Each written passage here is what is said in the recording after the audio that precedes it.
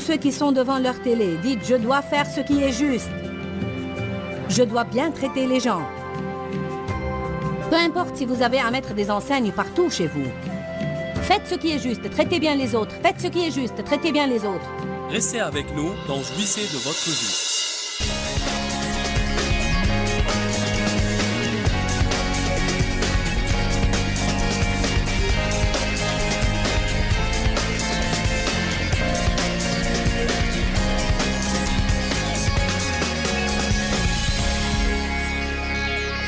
Vous savez, votre dessein est différent de votre appel. Votre dessein est différent de votre but. Parce que votre but, vous pouvez le fixer vous-même. Votre appel est le travail que Dieu vous a donné à faire. Peut-être que vous êtes appelé à être médecin, avocat ou prédicateur. Ça, c'est votre appel. Mais ce n'est pas nécessairement votre dessein. Votre dessein est pourquoi vous êtes ici. En fait, il y a beaucoup de gens dans le monde qui sont dans la confusion à propos de ce sujet. C'est comme pourquoi suis-je ici? De quoi s'agit tout cela? Qu'est-ce que... Vous savez, les gens veulent sentir qu'ils ont un dessein très précis. Ils veulent sentir qu'ils sont en train d'accomplir quelque chose, qu'ils sont en train de faire quelque chose. C'est très clair dans la Bible, le dessein que nous devons poursuivre, et nous avons besoin de poursuivre un dessein. Notre dessein est de faire ce qui est juste et de glorifier Dieu. Parce que quand nous glorifions Dieu, alors quelqu'un d'autre va vouloir Dieu dans sa vie. Si Dieu n'avait aucun dessein pour nous après que nous étions nés de nouveau, il nous aurait emmenés au ciel et fait sortir d'ici. Mais puisqu'il nous a laissés ici et nous a remplis de son esprit, alors il a un dessein pour chacun d'entre nous. Et je crois qu'il consiste à toucher quelqu'un d'autre. Nous sommes appelés au ministère de la réconciliation et au ministère de l'intercession. Cela veut dire qu'il faut que Dieu se serve de nous pour réconcilier les gens avec Christ. Quand vous permettez à Dieu de se servir de vous, il ne s'agit pas de frapper aux portes, de prêcher et distribuer des traités. Je ne suis pas contre ça, c'est une bonne chose à faire. Mais si nous ne faisons pas ce qui est juste et notre style de vie ne confirme pas cela, parfois, nous faisons plus de mal que de bien en essayant de prêcher aux gens. Vous savez, écoutez-moi, parfois nous nous compliquons le christianisme. En fait, plus je pense à cette chose-là, plus je l'aime. Comme ce serait impressionnant si on se levait tous les jours et on disait « Aujourd'hui, je vais poursuivre mon dessein. Et mon dessein est de faire ce qui est juste, de faire ce qui est juste. » Nous étions sur notre chemin aujourd'hui et je n'avais pas mis ma ceinture. Je ne l'ai pas fait exprès. J'ai oublié de la mettre. Et j'ai pensé, nous allons arriver dans 1 minute, pas la peine de la mettre. Puis j'ai dit non, la meilleure chose à faire est de la mettre. Je crois que nous tous, moi inclus, si nous commencions à penser en ces termes, quelle est la meilleure chose à faire dans cette situation?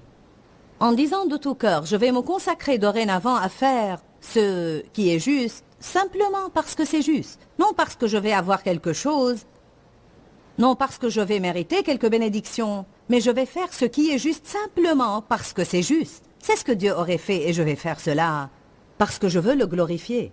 Je crois que nous verrions les bénédictions de Dieu nous poursuivre dans la rue et nous devancer. La Bible dit « Cherchez premièrement le royaume de Dieu et sa justice », ce qui veut dire être comme il faut et faire ce qui est juste. Non seulement faire ce qui est juste, mais être comme il faut aussi. Et toutes ces choses nous seront données par-dessus. Dites, cherchez premièrement le royaume de Dieu, et les choses vous seront données par-dessus. Allons à Matthieu chapitre 7.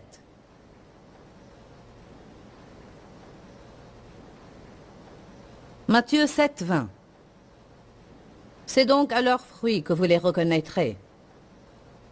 Nous avons parlé de comment vous ne pouvez qu'avoir des fruits qui correspondent à vos racines. Soyez enracinés dans Christ si vous voulez porter de bons fruits dans la vie. Vous les reconnaîtrez à leurs fruits. Pas tous ceux qui me disent « Seigneur, Seigneur » entreront dans le royaume des cieux. Mais celui-là seul qui fait la volonté de mon Père qui est dans les cieux. Vous savez, nous avons lu une écriture hier soir. Laissez votre doigt sur elle. Nous allons la revoir et la relire au cas où vous n'étiez pas ici. C'est Hébreux chapitre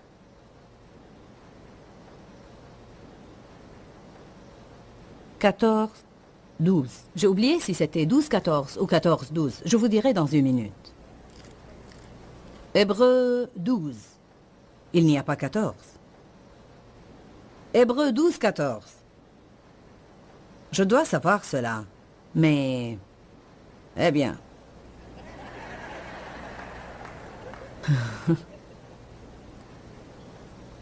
Efforcez-vous de vivre en paix avec tout le monde. Et recherchez, que tout le monde dise rechercher,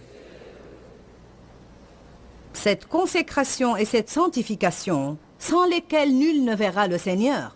Alors cela me dit que si je ne recherche pas une vie sainte, je ne verrai pas Dieu. Bon, attends, j'ai prié la prière du salut. Mais il faut aller au-delà de cela.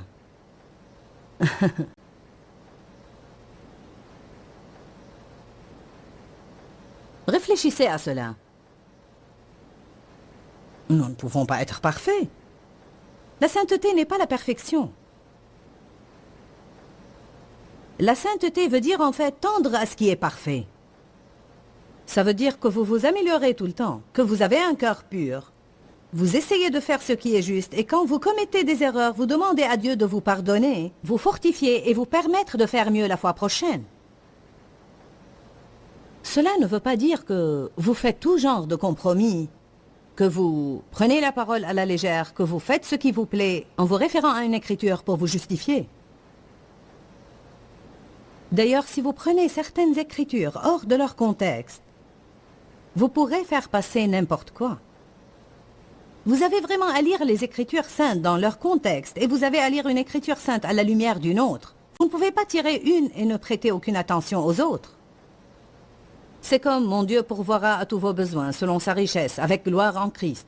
C'est Philippiens 4, 19, mais il faut que vous retourniez au verset 15 pour savoir à qui Paul s'adressait. Il s'adressait à ses associés, les gens qui donnaient à son ministère. Tout le monde aime lire ce verset et s'y attacher, qu'il donne ou non. Amen. Puis nous aimons citer la moitié des Écritures et considérer la moitié que nous voulons.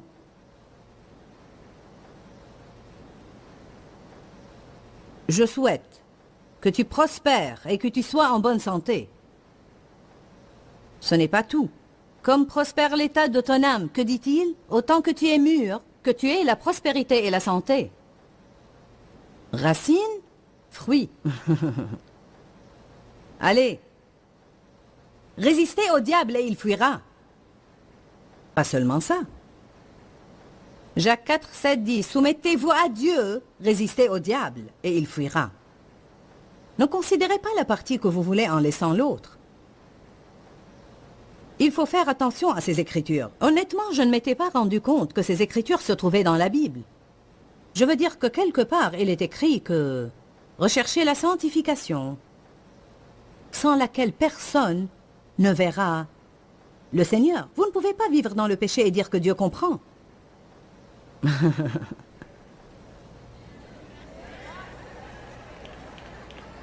Je veux dire, il comprend. La Bible dit, nous avons un souverain sacrificateur qui comprend nos faiblesses, car il a été tenté en toutes choses comme nous sans commettre de péché. Approchons-nous donc avec assurance du trône de la grâce, afin d'être secourus dans nos besoins. Alors il dit, oui, Dieu comprend où vous êtes. Vous pouvez vous approcher avec assurance du trône pour prier et obtenir les changements dont vous avez besoin dans votre vie. Cela ne veut pas dire que Dieu comprend que vous alliez vivre avec votre copain parce que c'est ce que ce dernier veut, et il ne veut pas se marier avec vous, alors Dieu va comprendre et vous pouvez vous approcher avec assurance du trône et prier pour un miracle en tout cas. Allez. Allez donc, ne vous laissez pas abattre. Il faut qu'on réfléchisse bien quand il s'agit de ce genre de choses, n'est-ce pas? Combien d'entre vous savent que c'est le genre d'attitude que le monde commence à adopter, et c'est une attitude très dangereuse. La nouvelle doctrine est, nous faisons tous notre propre doctrine. La doctrine du nouvel âge, la doctrine de la nouvelle tolérance, où l'on peut tous croire tout ce que nous voulons. Tout est Dieu, et Dieu est partout, et je vais me faire mes propres lois. Et ça va. Nous savons que c'est stupide. Revenons à Matthieu 7, verset 21. Faisons attention à ça. Il faut qu'on ait une crainte révérencieuse dans notre vie. Si nous croyons ce que la Bible dit, nous craindrons Dieu de la bonne façon et nous craindrons de lui désobéir. Ce n'est pas une mauvaise chose. Qui sait que ce n'est pas une mauvaise chose et pense que nous avons besoin un peu plus de ça? C'est la crainte révérencieuse, ou, en d'autres termes, nous révérons Dieu. Nous savons que Dieu est Dieu et qu'il est sérieux en ce qu'il dit. C'est comme j'ai dit ce matin. Comment pourrait-on lire Deutéronome 28?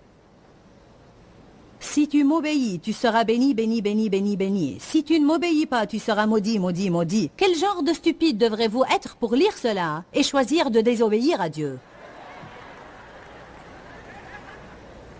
Vous devrez être des stupides exceptionnels et non pas ordinaires.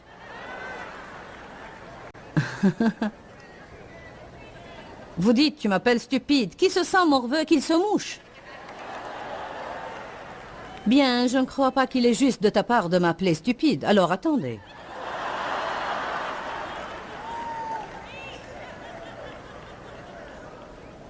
Quand vous n'avez pas de connaissance, c'est de l'ignorance. Quand vous savez quoi faire et vous ne le faites pas, c'est stupide. Pas tous ceux qui me disent Seigneur, Seigneur entreront dans le royaume des cieux, mais celui-là seul qui fait la volonté de mon Père qui est dans les cieux. Cela ne veut pas dire que vous êtes tenu de faire parfaitement la volonté de Dieu. Moi, personnellement, je ne fais pas parfaitement la volonté de Dieu dans ma vie, mais je m'efforce de l'accomplir. En fait, je ne fais pas le mal exprès. Non, je ne commets pas le péché habituellement et intentionnellement en croyant que je pourrais m'en sortir avec. Quand Dieu me déclare coupable envers quelque chose et me montre qu'elle est fausse, j'essaye de faire certains changements dans ma vie. C'est tout ce que je demande. Je ne vous demande pas d'être parfait et de ne jamais commettre des erreurs toute votre vie. Je vous demande d'être plus sérieux. Plusieurs me diront en ce jour-là, Seigneur, Seigneur, n'avons-nous pas prophétisé en ton nom et chassé des démons en ton nom et fait beaucoup de miracles en ton nom?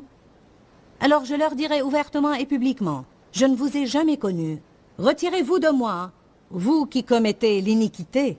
C'est pourquoi quiconque entend ces paroles et les met en pratique et obéit sera semblable à un homme raisonnable, prudent et sage qui a bâti sa maison sur le roc. Laissez-moi vous informer qu'il n'y a pas de la magie en écoutant tout simplement la parole de Dieu si nous ne nous mettons pas à l'appliquer. La pluie est tombée, les torrents sont venus, les vents ont soufflé et se sont portés sur cette maison. Elle n'est point tombée parce qu'elle était fondée sur le roc. Mais quiconque entend de moi ces paroles et ne les met pas en pratique sera semblable à un homme insensé et stupide qui a bâti sa maison sur le sable. Donc, si Jésus les a appelés stupides, je peux les appeler ainsi. La pluie est tombée, les torrents sont venus, les vents ont soufflé et se sont abattus sur cette maison, et elle est tombée, et sa ruine a été grande et complète. Dave a fait une bonne déclaration ce matin quand il était en train de partager certaines choses concernant notre pays et la responsabilité des chrétiens de prier, de voter, de choisir nos députés et nos sénateurs, de les informer des choses que nous sommes pour et de celles que nous sommes contre et de ne pas rester passifs comme un géant dormant permettant aux pécheurs de diriger le monde. Il a dit, beaucoup de gens à l'église, en réalité pas tout le monde, mais plusieurs personnes, se sont engraissés alors que nous devrions être actifs. Amen. Il voulait dire qu'ils se sont engraissés sur la parole et qu'ils ont une langue insolente, se plaignant et murmurant de tout. Vous ne pouvez pas les rendre heureux. Nous devons nous servir de la parole que nous avons en nous et être sévères avec le diable. Nous avons à ne rien supporter du diable. Nous devons prendre position contre lui et lui résister, et nous avons à avancer en tant que corps de Jésus. Et la meilleure façon de vaincre l'enfer est de faire ce qui est juste. Dites, je dois faire ce qui est juste. Allez à Matthieu 7, verset 7. Dites, j'ai besoin de bien traiter les autres. J'ai besoin de faire ce qui est juste. J'ai besoin de bien traiter les gens. Dites tous, je dois faire ce qui est juste. Je dois bien traiter les gens. Je dois faire ce qui est juste. Je dois bien traiter les gens. Je dois faire ce qui est juste. Je dois bien traiter les gens. Tous ceux qui sont devant leur télé, dites, je dois faire ce qui est juste. Je dois bien traiter les gens. Peu importe si vous avez à mettre des enseignes partout chez vous. Faites ce qui est juste, traitez bien les autres. Faites ce qui est juste, traitez bien les autres. Il faut qu'on fasse tout ce qui est en notre pouvoir pour que ces mots soient gravés à l'intérieur de nous. Dave m'a parlé d'une femme qui a partagé son témoignage avec lui devant la table des cassettes. Et c'est remarquable. Elle est issue d'un milieu difficile, blessant et abusif. Elle avait tout genre de problèmes dans sa vie. Elle m'a entendu prêcher sur comment Dieu vous donnera une bénédiction double en compensation à vos problèmes si vous lui faites confiance. C'est ce que la parole dit. Faites ce que Dieu vous demande et vous recevrez une bénédiction double en compensation à vos problèmes. Quoi que Satan essaie de voler, vous recevrez une bénédiction en compensation à vos problèmes. Cette femme était radicale. Elle a écrit les promesses de Dieu et les a mises dans ses chaussures. Elle a marché dessus. Elle a dit, je marche sur la parole et je m'attends à ce que tes promesses se réalisent dans ma vie. Maintenant, elle a reçu une promotion. Elle vit dans une maison qui vaut 500 000 $. Dieu a fait des choses radicales dans sa vie. Allez, il faut que vous soyez radicaux.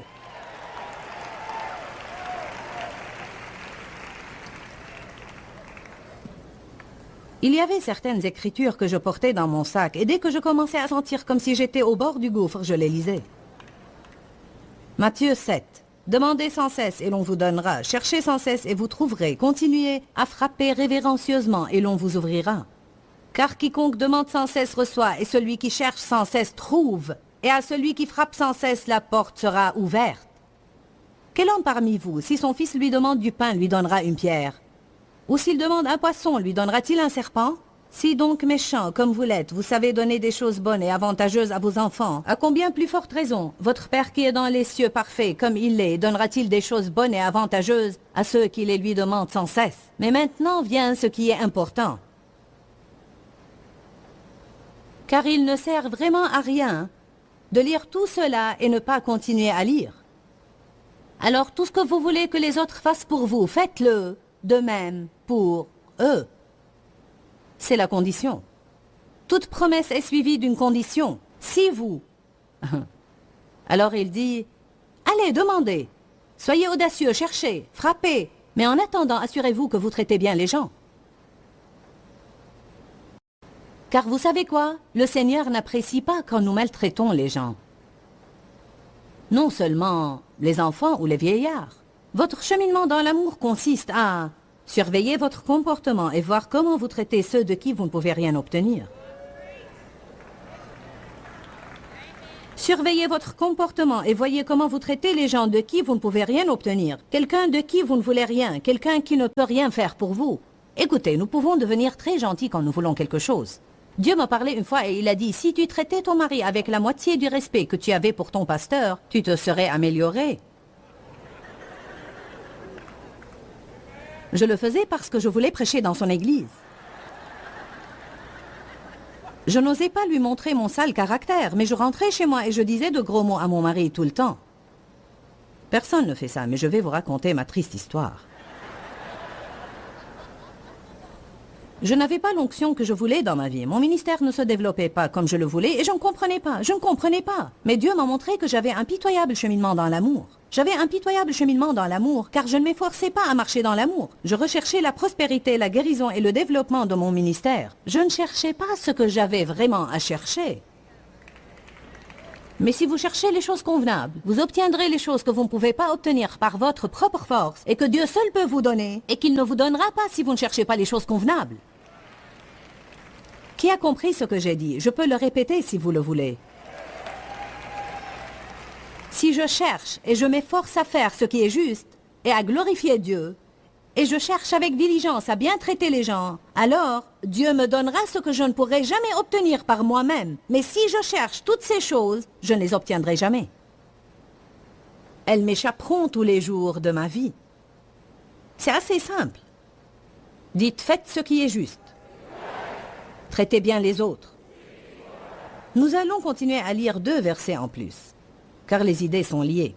Entrez par la porte étroite, car large est la porte, et spacieux et large est le chemin qui mène à la perdition, et il y en a beaucoup qui entrent par là. En d'autres termes, le large chemin est le chemin facile. Le large chemin est le chemin sur lequel vous vivez conformément à ce que vous sentez. Vous voulez vous disputer avec quelqu'un, alors vous le faites. Vous êtes de mauvaise humeur, alors vous maltraitez les autres toute la journée. Je suis grincheux. Je vais être grincheux. Je suis déprimé. Laissez-moi tranquille. Vous croyez que je vais vous sourire? Je n'ai pas envie. Vous pensez que je vais être gentil? Je n'ai pas envie. Je ne vais pas respecter mes engagements à l'église. Je ne me sens pas bien dans ma peau. Je ne vais pas envoyer mes donations d'associés ce mois. J'ai eu 2 pneus à plat et cela m'a énervé. Je ne vais pas donner ce mois car je n'ai pas envie de le faire.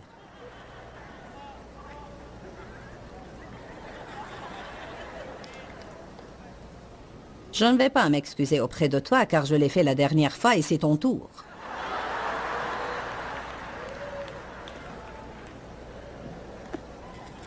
Ne me dis pas ce que je dois faire et je m'en fiche de ce que la Bible dit à propos de la soumission.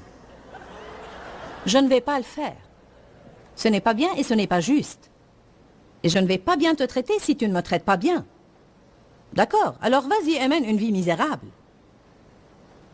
Tu ne verras jamais les promesses de Dieu se réaliser dans ta vie et crie après le diable toute ta vie. Reste sur ce large chemin qui mène à la perdition. Fais ce que tu as envie de faire, fais ce que tu veux. Fais ce que tu penses. Matthieu 7, 14. Mais étroite est la porte, et resserré est le chemin qui mène à la vie. Et il y en a à peu près qui le trouvent.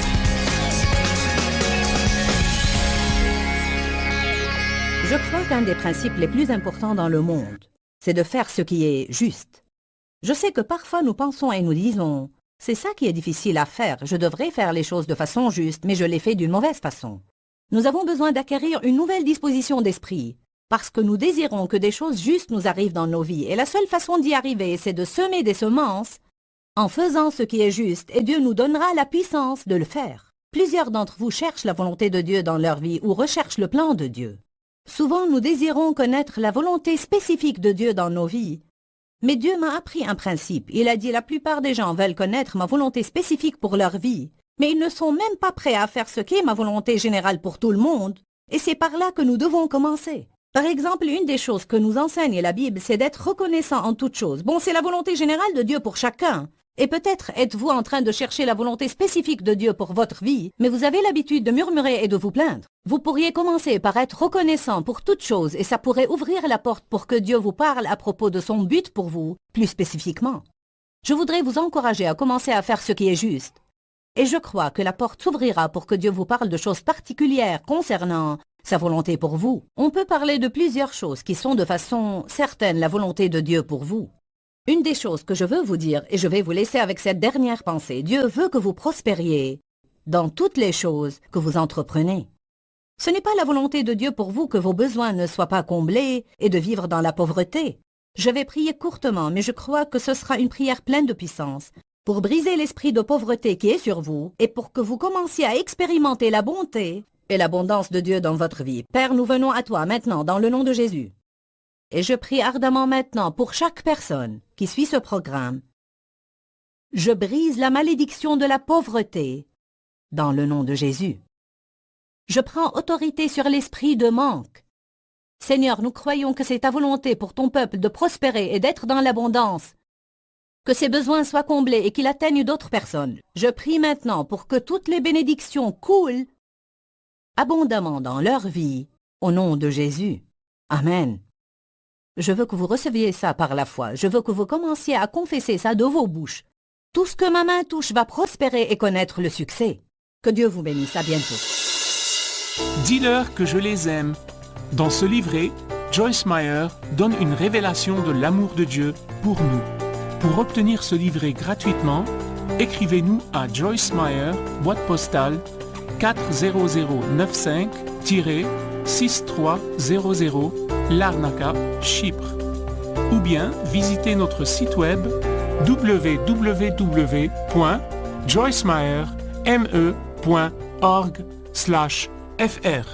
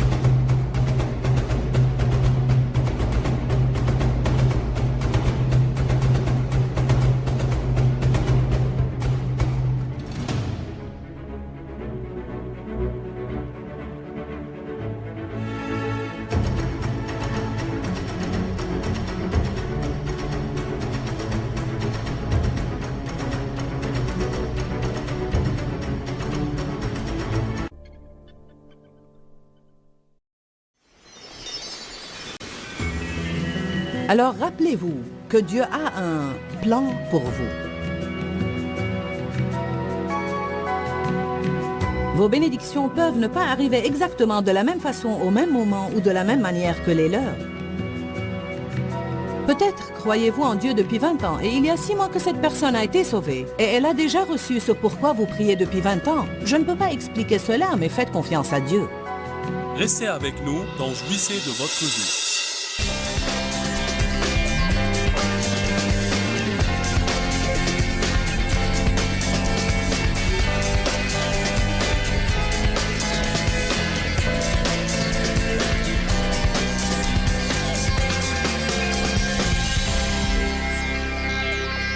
Qu'est-ce qui conduit à des conflits? Qui sait c'est quoi les conflits? Vous ne savez pas ce que c'est? Ce sont les querelles, les luttes, les disputes, la colère sous-jacente. Qu'est-ce qui amène les conflits, les désaccords, les querelles? Comment est-ce que les conflits, les disputes commencent parmi vous? Ne viennent-ils pas de vos désirs sensuels qui font sans arrêt la guerre à vos membres charnels? Il dit d'accord, tous ces conflits commencent à cause de ce que vous désirez. Voilà ce qui nous rend malheureux, tout ce que nous désirons, car si nous ne pouvons pas l'obtenir, nous devenons malheureux.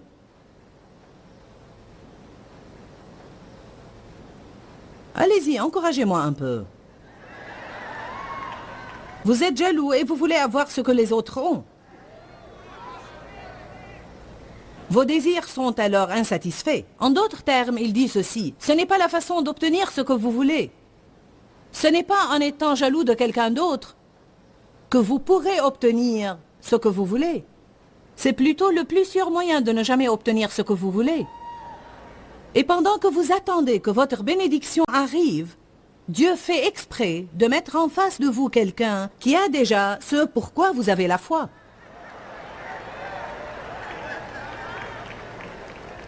Et à moins que vous n'appreniez à être content pour lui, et à être béni pour lui, et que vous ne sachiez que Dieu a un plan pour vous, qui peut être différent de son plan pour lui, mais il a un plan pour vous. Vous n'aurez jamais ce que vous voulez.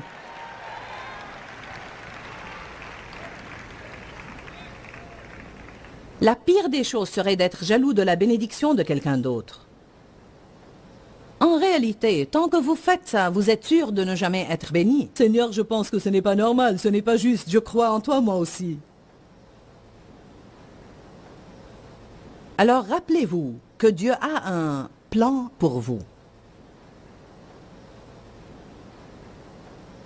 Vos bénédictions peuvent ne pas arriver exactement de la même façon au même moment ou de la même manière que les leurs. Peut-être croyez-vous en Dieu depuis 20 ans et il y a 6 mois que cette personne a été sauvée et elle a déjà reçu ce pourquoi vous priez depuis 20 ans. Je ne peux pas expliquer cela, mais faites confiance à Dieu. Vous avez probablement quelque chose qu'ils n'ont pas non plus. Nous regardons toujours à ce que nous n'avons pas. Amen.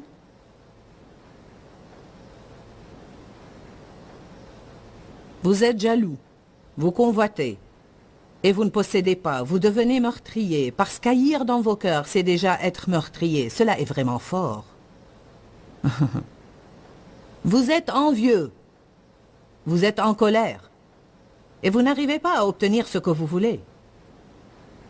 Vous ne pouvez pas être satisfait, obtenir la joie à laquelle vous aspirez. Vous avez des querelles et des luttes. Vous ne possédez pas car vous ne demandez pas. Ou vous demandez des choses à Dieu et vous ne les obtenez pas parce que votre but est mauvais. Votre but est mauvais.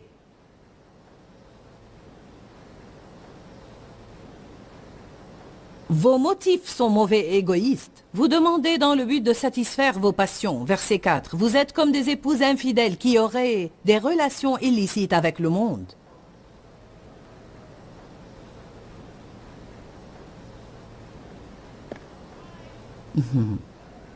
Dieu est un Dieu jaloux.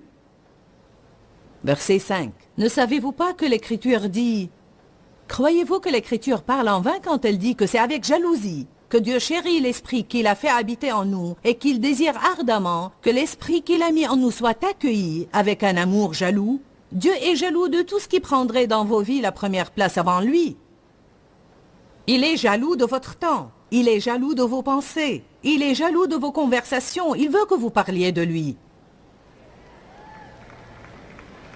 Il veut que vous pensiez à lui. Il veut que vous parliez de lui aux autres. Il veut que vous soyez fiers de lui. Que pensez-vous que je ressente si, sans qu'il le sache, j'entends un de mes enfants dire « J'ai la meilleure maman du monde ». Que pensez-vous que ça me ferait? Que pensez-vous que j'ai ressenti quand mon portable a sonné de cette sonnerie si particulière aujourd'hui et qui indique que j'ai reçu un message écrit sur mon téléphone, la technologie moderne. Mais toujours est-il que mon fils, qui est en ce moment même à Baltimore pour une conférence de jeunes avec 1600 jeunes personnes, m'a envoyé un message sur mon téléphone vers environ 9 heures du matin disant « Je t'aime, maman, Dan. » C'est bien mon fils.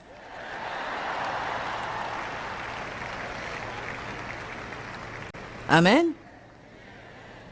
Alléluia. Puis je suis sortie faire mes courses et je cherchais. Qu'est-ce que je pourrais trouver pour Dan? Qu'est-ce que je pourrais trouver pour Dan? Quoi? Mon rouge à lèvres s'est étalé. Ok, j'en ai plein le visage. Où ça?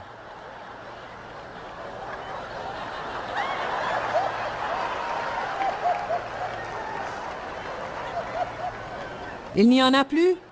Il n'y en a plus. Ma famille s'occupe de moi. J'étais allé prêcher à Chicago la semaine dernière et Dave a envoyé Sandy sur l'estrade pour qu'elle puisse redresser la fente de ma jupe parce qu'elle était mal mise. Je suis en haut en train de prêcher, elle arrive et elle fait comme ça. Mon Dieu!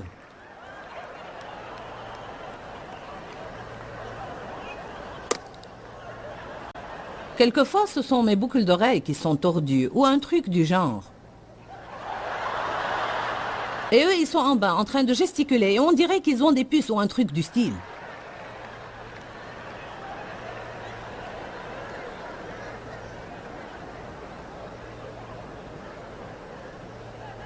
Dieu aime t'entendre parler de lui d'une bonne façon. Il aime t'entendre dire des choses comme « Mon Dieu est fidèle et il va intervenir ». Amen. Regardons ce que dit Malachie. Malachie chapitre 3, verset 16. Dieu est jaloux de vos conversations. Il veut que vous parliez de lui plus que de n'importe qui d'autre. Maintenant, regardez. Alors ceux qui craignent l'Éternel, peur révérentielle, se parlèrent l'un à l'autre, et Dieu écouta et entendit. Et un livre aide-mémoire fut écrit devant lui pour ceux qui craignent l'Éternel et qui honorent son nom. Donc, si vous allez manger et que vous n'êtes pas en train de faire des commérages les uns sur les autres et parler des choses que vous voulez, et comment obtenir ce que vous voulez, mais que vous parliez de Dieu. Dieu est si bon, je vous assure, j'ai confiance en lui. Il a été si bon pour moi. Je vais vous dire ce qu'il a fait pour moi la semaine dernière. Gloire à Dieu. Alléluia. Le Seigneur dit que l'on m'amène le livre aide-mémoire. Enregistrez cette conversation. C'est comme son agenda. Et quand il aura un jour calme au ciel, quand il n'aura pas trop de demandes, il prend son café, un décaf, c'est sûr. Un petit Starbucks cappuccino, un double. Il dit que l'on m'amène mon livre. La Bible dit que Dieu a une image de nous gravée dans les paumes de ses mains. Regardez mon enfant. Comme tu es mignon. C'est comme voir l'album de notre bébé. Ah, vous vous souvenez de ce jour où ils sont allés manger et qu'ils se racontaient combien j'étais bon? Oui, je n'invente rien, c'est ce qui est écrit. Alors regardez la promesse. Verset 17. « Ils seront à moi, dit l'Éternel des armées. Ils m'appartiendront au jour que je prépare, et je déclarerai publiquement qu'ils sont mes joyaux, ma possession personnelle, mon trésor particulier. Et j'aurai compassion d'eux, comme un homme a compassion de son fils qui le sert. »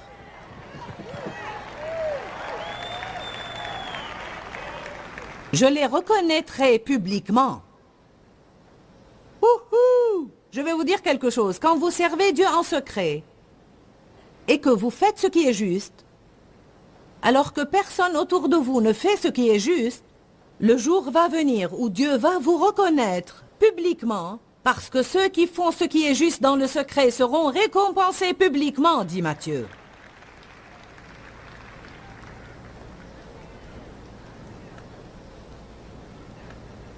Les gens me disent, vous savez, parce que mon ministère n'a été vraiment reconnu que ces 7 dernières années, alors que je l'exerce depuis 25 ans. En fait, les gens me disent tout le temps, on dirait que tu viens de nulle part, Joyce. Mais je vais vous dire que j'étais là. Vous ne me connaissiez pas, mais Dieu me connaissait. J'étais inconnu, faisant ce qui est juste et traitant les autres de façon juste. Faire ce qui est juste. Honorant Dieu, rendant mon caddie à sa place parce que Dieu me l'avait demandé.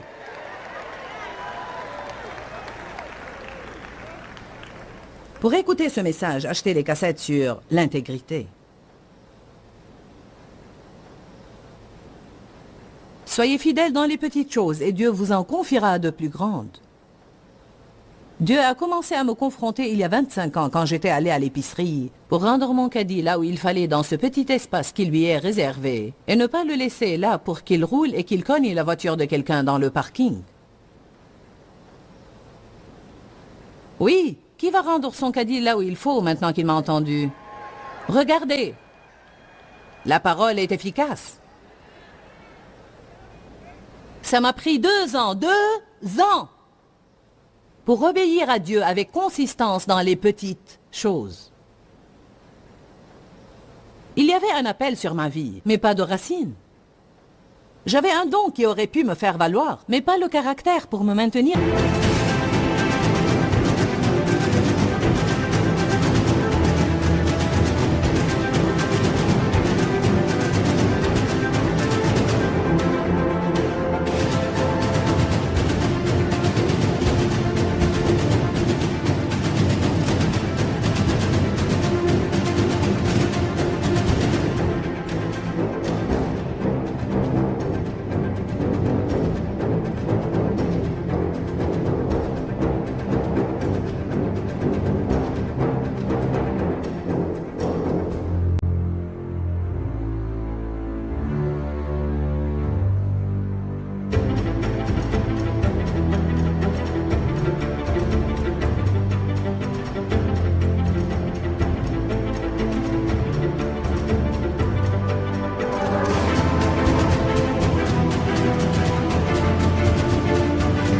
Là où Dieu me mettrait.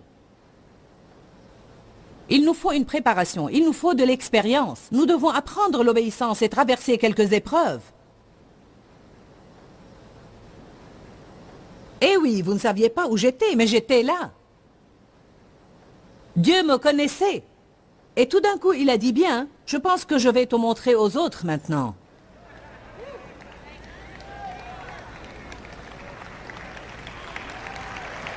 Tu es prête, j'ai travaillé les petits détails. Je pense que peut-être tu peux me glorifier maintenant, tu peux me rendre gloire. Je ne veux pas me montrer et lui faire honte, je veux rendre gloire à son nom. Ce qui veut dire qu'il faut que mon style de vie soit conforme à ce que je dis. Ne vous inquiétez pas si vous pensez être caché, comme si le Seigneur vous avait mis sur une étagère. N'essayez pas d'esquiver ces années de silence. Ces années où vous pensez que tout le monde, personne ne me connaît. Vous savez que Jésus a été consacré quand il avait 8 jours. La Bible parle de cette consécration, puis vous n'entendez plus rien à son propos jusqu'à l'âge de 12 ans. Là, on le voit, dans le temple, prêcher. Il n'est pas rentré à la maison avec ses parents et on les voit eux bouleversés en disant « Pourquoi as-tu fait ça ?» Et il répondit « Il faut que je m'occupe des affaires de mon père. » Eh bien, ce n'était sûrement pas le bon moment puisqu'ils l'ont ramené à la maison.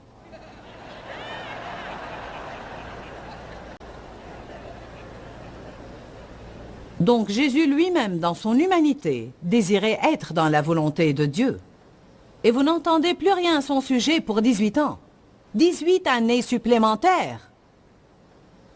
Tout ce que la Bible dit à son propos, c'est qu'il croissait.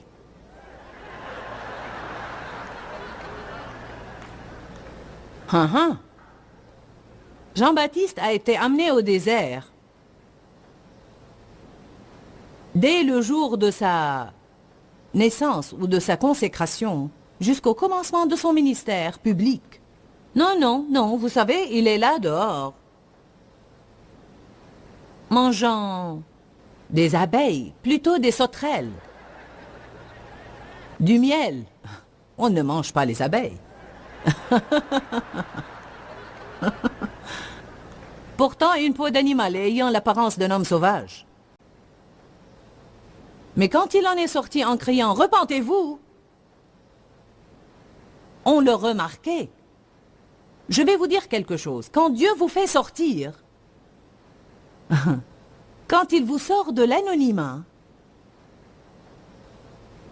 combien d'entre vous aiment ça? Je vais te reconnaître publiquement comme étant mien.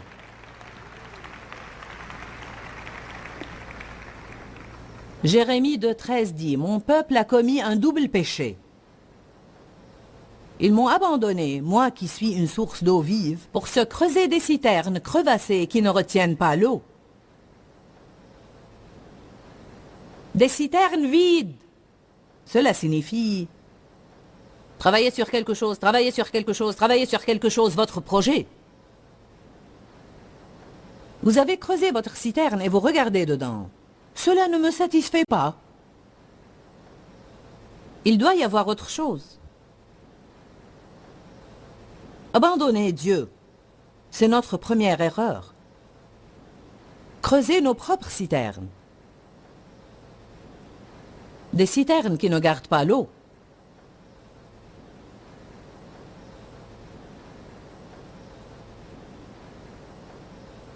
Psaume 106.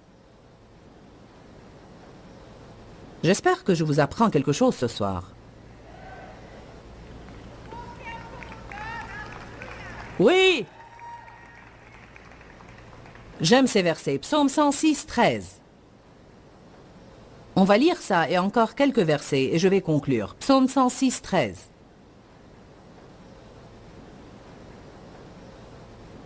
En fait, on va commencer au verset 12.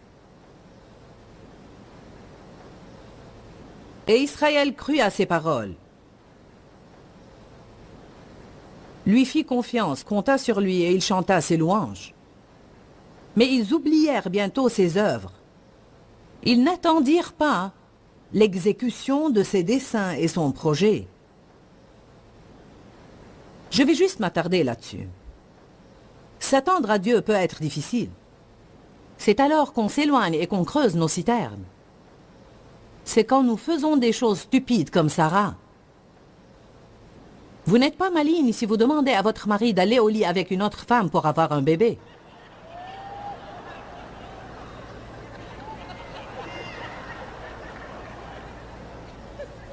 Eh bien, lisez cela, Genèse 16.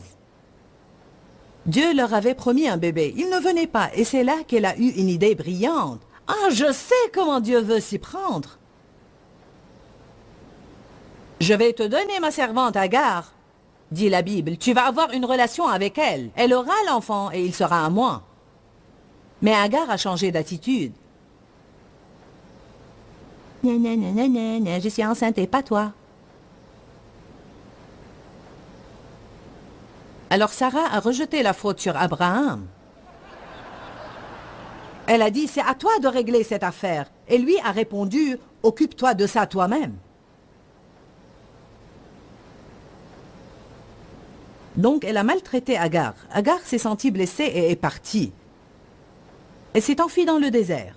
Dieu l'a rencontrée dans le désert et il lui a dit, rentre. soumets-toi à ta maîtresse. Vous savez, vous allez devoir revenir à l'endroit d'où vous vous êtes enfui. Laissez Dieu vous travailler. Ce n'est pas en fuyant l'épreuve que vous vous libérez, mais en la traversant. Voilà ce que nous dirons à ce propos. C'est une étude complète. Ils oublièrent bientôt ses œuvres. Ils n'attendirent pas l'exécution de ses desseins et son projet. Je vous encourage ce soir. Attendez l'exécution des desseins de Dieu dans vos vies. Ne sortez pas pour essayer de creuser vos propres citernes, parce que vous allez découvrir qu'il n'y a pas d'eau dans ces citernes. Ça ne vous satisfera pas. Mais au lieu de ça, ils furent saisis de convoitise dans le désert. Ils voulaient une chose. Je veux. Nous ne voulons pas de cette manne. Donne-nous de la viande. Donc il leur a donné tant de viande qu'ils l'ont vomi. Vous voulez de la viande? Je vais vous donner de la viande. Mais ils furent saisis de convoitise dans le désert et tentèrent le Seigneur dans leur solitude. Regardez maintenant le verset 15. Il leur accorda ce qu'ils demandaient, mais il envoya le dépérissement dans leur âme, et il diminua leur nombre par la maladie et la mort. Ils ont eu ce qu'ils voulaient. Mais leurs âmes étaient des citernes crevassées. Ils se sentaient vides à l'intérieur. Ils avaient un grand trou à l'intérieur. Quelque chose manquait. C'est comme ça que je me sentais, même en tant que chrétienne. Vous sentez-vous comme ça? Pourquoi? Parce que je courais après la mauvaise chose. Je creusais des citernes crevassées, et dans chaque citerne, il n'y avait rien. Jusqu'à ce que je découvre le psaume 27,4, je demande à l'Éternel une chose que je désire ardemment. Je voudrais habiter dans la maison de l'Éternel pour contempler sa magnificence. Fais de l'Éternel tes délices et il te donnera ce que ton cœur désire. Cherchez d'abord le royaume de Dieu et sa justice, et toutes ces choses vous seront données en plus.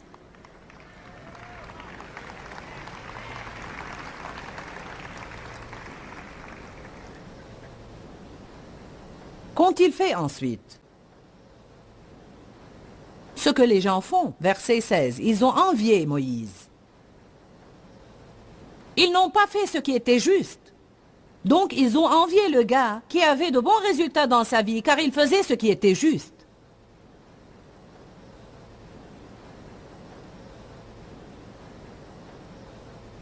Je vais conclure avec Ecclésiaste 1.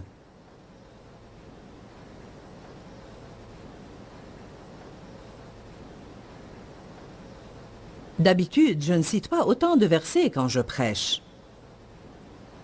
Mais c'est bien parce que vous devez voir tout ça.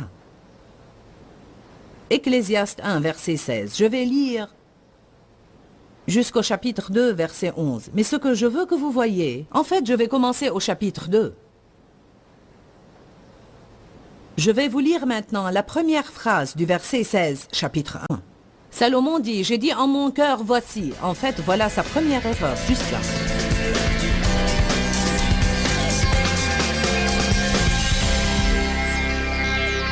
Je crois qu'un des principes les plus importants dans le monde, c'est de faire ce qui est juste. Je sais que parfois nous pensons et nous disons, c'est ça qui est difficile à faire, je devrais faire les choses de façon juste, mais je les fais d'une mauvaise façon. Nous avons besoin d'acquérir une nouvelle disposition d'esprit. Parce que nous désirons que des choses justes nous arrivent dans nos vies. Et la seule façon d'y arriver, c'est de semer des semences en faisant ce qui est juste. Et Dieu nous donnera la puissance de le faire. Plusieurs d'entre vous cherchent la volonté de Dieu dans leur vie ou recherchent le plan de Dieu. Souvent, nous désirons connaître la volonté spécifique de Dieu dans nos vies. Mais Dieu m'a appris un principe. Il a dit la plupart des gens veulent connaître ma volonté spécifique pour leur vie. Mais ils ne sont même pas prêts à faire ce qu'est ma volonté générale pour tout le monde.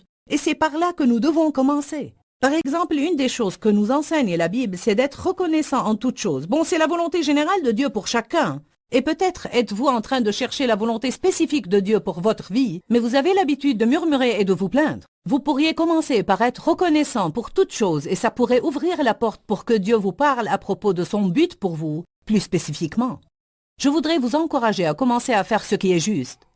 Et je crois que la porte s'ouvrira pour que Dieu vous parle de choses particulières concernant sa volonté pour vous. On peut parler de plusieurs choses qui sont de façon certaine la volonté de Dieu pour vous.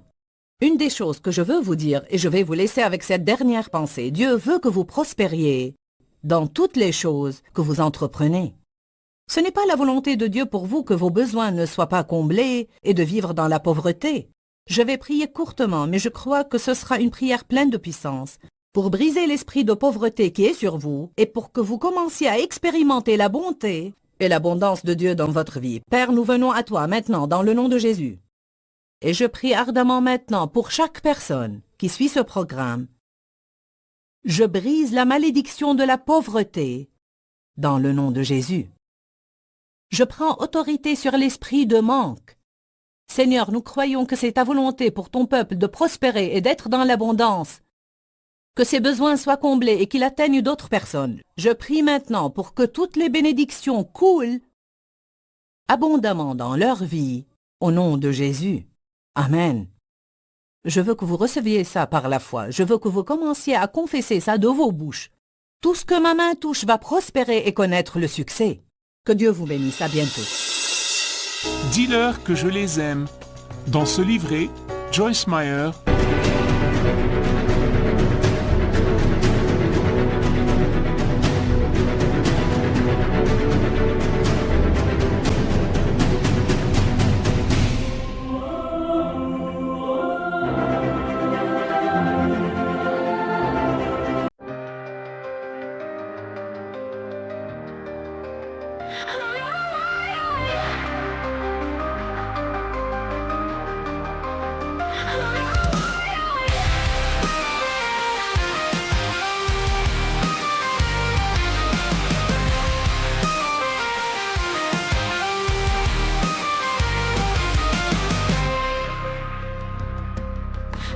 I'm here on my own, nowhere left to go, nowhere left to show.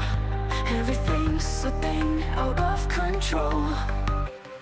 I thought I could stand tall, I thought I could be strong, but all the weight I've been carrying's been dragging me along. The walls are closing in and I can't find the light. Feels like I'm lost in a never-ending night. I'm run away, can't escape the mess inside. Every step I take, it pulls me back, lost in the track. And I'm run away from me. I thought I could stand tall, I thought I could be strong, but all the weight I've been carrying's been dragging me along. The walls are closing in and I can't find the light. Feels like I'm lost in a never-ending night. I'm run away, can't escape the mess inside. Every step I take, it pulls me back, lost in the track. And I'm run away from me.